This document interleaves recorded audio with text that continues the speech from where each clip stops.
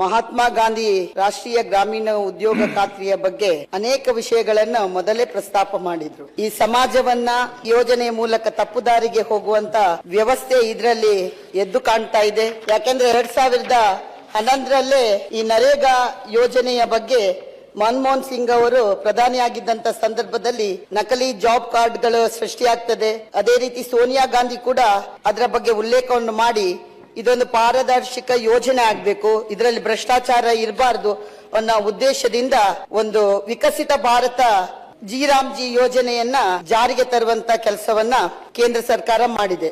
ಮತ್ತೆ ಇದು ಗ್ರಾಮೀಣ ಅಭಿವೃದ್ಧಿ ಆದ ಕಾರಣ ಉತ್ತಮವಾದ ಒತ್ತನ್ನು ಕೊಡುವಂತ ಕೆಲಸವನ್ನು ಮಾಡಿದೆ.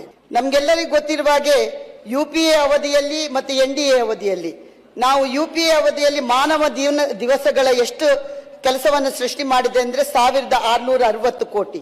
NDA ಕಾಲದಲ್ಲಿ 3210 ಕೋಟಿ ಮಾನವ ದಿನಗಳ ಕೆಲಸ ಸೃಷ್ಟಿಯಾಗಿದೆ. ಕೇಂದ್ರದಲ್ಲಿ UPA ಸರ್ಕಾರ ಇದ್ದಾಗ 2,13,220 ಕೋಟಿ ರೂಪಾಯಿ ಅನುದಾನ ಬಿಡುಗಡೆ ಆದ್ರೆ ಕೇಂದ್ರದ ಅನುದಾನದಲ್ಲಿ 4 ಪಟ್ಟು ಹೆಚ್ಚಳ 8,53,810 ಕೋಟಿ ರೂಪಾಯಿಯ ಬಿಡುಗಡೆ ಆಗಿದೆ.